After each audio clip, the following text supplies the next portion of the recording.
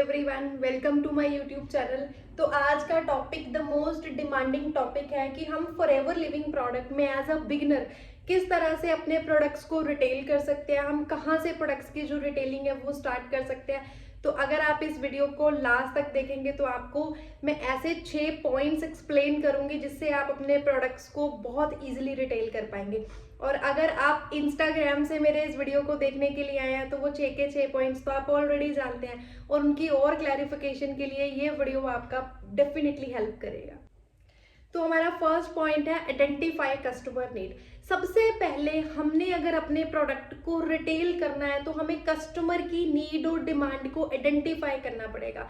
एक डिस्ट्रीब्यूटर सबसे बड़ी गलती ये करता है कि वो जो प्रोडक्ट उसके पास अवेलेबल है वो अपने कस्टमर को सिर्फ उस प्रोडक्ट को बेचना चाहता है। वो ये नहीं देखता है कि मेरे कस्टमर की क्या डिमांड है, मेरा जो प्रोस्पेक्ट है वो चाहता कौन सा प्रोडक्ट है। तो एक्चुअल में सबसे पहले आपको आपके इंडिविजुअल कस्टमर की डिमांड और नीड चेक करनी है।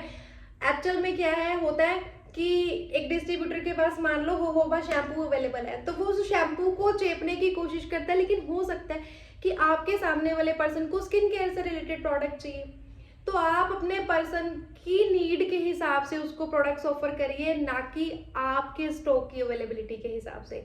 अगर आप ये छोटी सी मिस्टेक कर रहे हैं तो आप बहुत बड़ा नुकसान कर रहे हैं अपना। अगर आप इस मिस्टेक को डिलीट कर देंगे और अप्लाई करेंगे जो आपके कस्टमर को चाहिए, आपके कस्टमर की नीड को आइडेंटिफाई कर लेंगे, तो आप देखिए आपका प्रोडक्ट रिटेल करना कितना ज़्यादा ईजी हो जाएगा।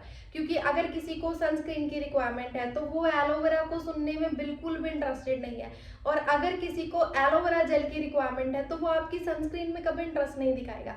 तो ये एक इकलौता ऐसा पॉइंट है जो आपको सबसे पहले अप्लाई करना है अगर आप चाहते हो कि आप आपके कस्टमर को प्रोडक्ट रिटेल कर पाए। सेकेंड पॉइंट था कस्टमर बजट। आप आपके कस्टमर के बजट के बारे में उससे प्रॉपर डिस्कशन करिए। सबसे पहले अपने कस्टमर को पूछिए कि उसकी पॉकेट कितना अलाउ करती है, वो कितना खर्चा कर सकते हैं। वो 2000 खर्च कर सकते हैं, 3000 खर्च कर सकते हैं, 5000 खर्च कर सकते हैं। अपनी हेल्थ की प्रायोरिटी के लिए वो कितने रुपीज इन्वेस्ट कर सकते हैं। हेल्थ के ऊपर खर्चा करना एक इन्वेस्टमेंट होती है, वो कोई भी एक्सपेंस नहीं होता है। आपके कस्टमर को वो चीज़ तब तक एक्सपेंस लगेगी जब तक आपने उसकी नीड आइडेंटिफाई नहीं करी होगी। अगर आपने उसका नीड आइडेंटिफाई कर लिया है तो सब फिर उसके बाद आप अपने पर्सन को पूछिए कि उसका बजट कितना है। अगर पर्सन का बजट 3000 है तो 3000 के हिसाब से ट्राई करिए कि उनको वो सारे वैल्यूएबल प्रोडक्ट्स पहुंचाइए जिनसे उनको इनिशियल स्टेज पे कुछ बेनिफिट मिल सके। और अगर आपके पर्सन का बजट 500, 600, 1000 कुछ भी है तो उस बजट के हिसाब से आप अपने कस्टमर के साथ कम्युनिकेट करिए। आप देखिए आपका पर्सन हैप्पीली, अगर उसका बजट 3000 भी होगा तो वो अपने बजट को इंक्रीज करके 4000 पे भी ले जाएगा, क्योंकि उसकी आपके साथ अभी एक अंडरस्टैंडिंग बन चुकी है। कभी कभी हम अपने बिजनेस को निकालने के चक्कर में सोचते हैं इसको 5-6 हजार के प्रोडक्ट चिपका देते हैं, क्या फर्क पड़ता है। जब आप अपने बिजनेस को निकालने के लिए, अपनी कमीशन के लिए अपने कस्टमर को प्रोडक्ट चिपकाते हैं तो वो कभी भी आपको अपना बजट नहीं बताएगा। तो सबसे पहले एक चीज, ये तो रूल है, अगर आपको प्रोडक्ट रिटेल करना है तो आपको अपना बेनिफिट कम और आपके कस्टमर का बेनिफिट सबसे पहले ज्यादा देखना पड़ेगा। लालच नहीं करना है जब आपको प्रोडक्ट रिटेलिंग करनी है। तो अपने कस्टमर का बजट पूछिए, उनके बजट के हिसाब से उनको इनिशियल स्टेज पे कौन से ऐसे प्रोडक्ट्स हैं जो ज़्यादा बेनिफिट दे सकते हैं, वो प्रोडक्ट्स उनको सबसे पहले रेकमेंड करिए। और हाँ, एक टाइम शेल्फ ज़रूर डिस्कस करिए अपने कस्टमर के साथ प्रोडक्ट कंजम्पशन की। Point number 3, build mindset of your customer. अब आप कस्टमर का माइंडसेट कैसे बना सकते हैं? आप यहाँ पर एक छोटी सी चीज़ को अंडरस्टैंड करिए कि अगर मैंने टीवी पे भी कोई एडवर्टाइजमेंट देखी तो वो एक ही बार में वो एडवर्टाइजमेंट देखने से मेरा माइंडसेट नहीं बन जाएगा। अगर आप आपके कस्टमर का माइंडसेट बिल्ड करना चाहते हैं आपके प्रोडक्ट्स के टुवर्ड्स, तो सबसे पहला पॉइंट है और सबसे लास्ट पॉइंट भी यही है जो आपको ऑलवेज अप्लाई करना है। सबसे पहले आप उस प्रोडक्ट को खुद कंज्यूम जरूर करे हुए होने चाहिए। अगर मैंने फॉरएवर का प्रोडक्ट कंज्यूम करा है, अगर मेरे पास फॉरएवर का ये ड्रीम बाय फॉरएवर है, अगर मैंने इस प्रोडक्ट को यूज किया है तो मैं अपने कस्टमर को इस प्रोडक्ट का एक डेमो भी दे सकता हूँ और मैं इसके बेनिफिट्स भी उनके साथ डेफिनेटली शेयर कर सकता हूँ। और क्या फ्रेग्रेंस है हमारे परफ्यूम्स की, वो फ्रेग्रेंस, वो फीलिंग आप सामने वाले के माइंड में ट्रांसफर कर सकते हैं। क्योंकि कस्टमर का माइंडसेट सिर्फ आपकी बातों से बिल्ड नहीं होगा, कस्टमर का माइंडसेट सिर्फ और सिर्फ आप कोई भी फेक चीजें बता के नहीं बना सकते हो। Forever living products natural products में डील करते हैं। फॉरएवर के प्रोडक्ट्स डिराइव्ड बाय नेचर है, तो इसमें आपको देखकर आपके पर्सन को आप नेचुरल प्रोडक्ट्स देना चाहते हो तो डेफिनेटली उसमें कॉस्ट वेरिएंस भी होंगे, उसमें बहुत सारी चीजें होंगी।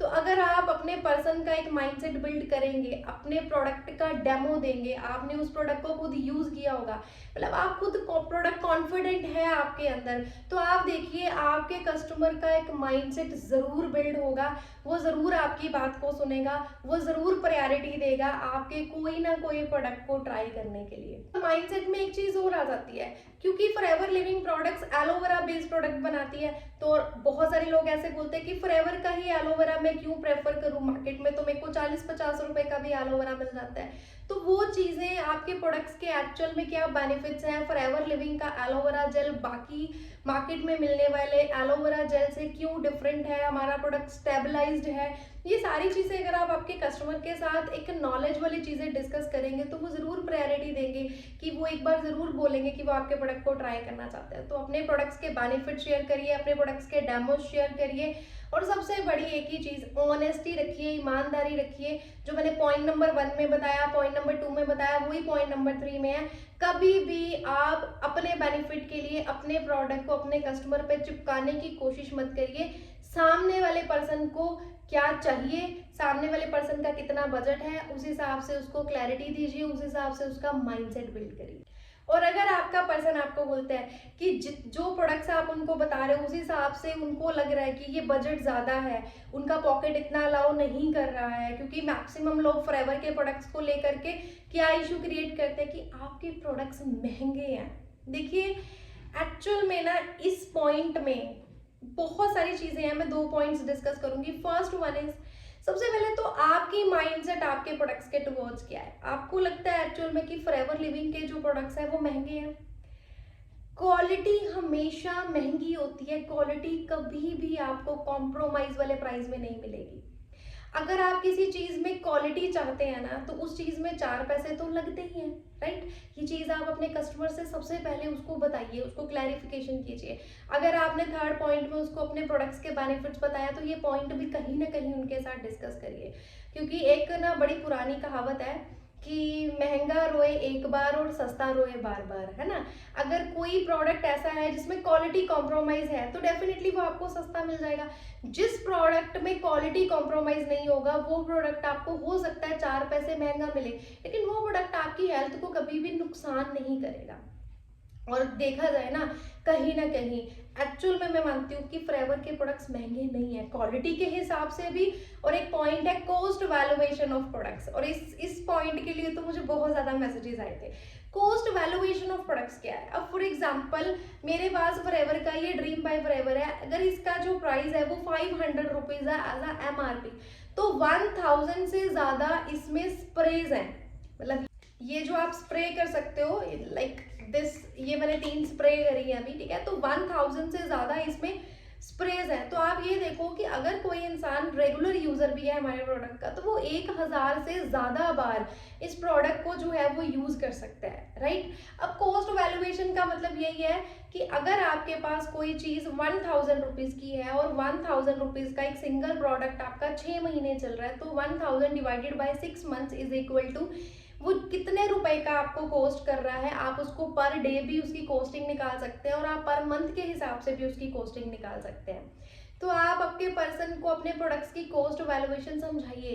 क्योंकि मोस्टली अगर मैं स्किन केयर के प्रोडक्ट से रिलेटेड बात करूँ तो हमारे स्किन केयर के प्रोडक्ट्स की जो लाइफ शेल्फ है वो ज़्यादा है। जैसे फॉर एग्जांपल सनस्क्रीन, तो आई थिंक 7 to 8 मंथ्स तो इजीली एक सनस्क्रीन चली जाती है। तो अगर उसका जितना MRP है उस हिसाब से आप उसको 8 to 9 मंथ्स के हिसाब से डिवाइड करके अपने कस्टमर को बताएंगे कि वो पर मंथ उनको कितने रुपए का कॉस्ट कर रहा है, 60 रुपए का कॉस्ट कर रहा है, 100 रुपीज का कॉस्ट कर रहा है, 200 रुपीज का कॉस्ट कर रहा है। तो आप देखो उनको समझ आएगा कि एक्चुअल में वो मार्केट से भी जब प्रोडक्ट लेके आते हैं जो नेचुरल भी नहीं होते उसमें भी वो उतने ही पैसे खर्च कर रहे हैं। ठीक है। तो सबसे पहले आप अपने प्रोडक्ट्स की कॉस्ट वैल्यूएशन खुद से भी एनालिसिस करिए, फिर अपने कस्टमर के साथ वो चीज़ डिस्कस करिए।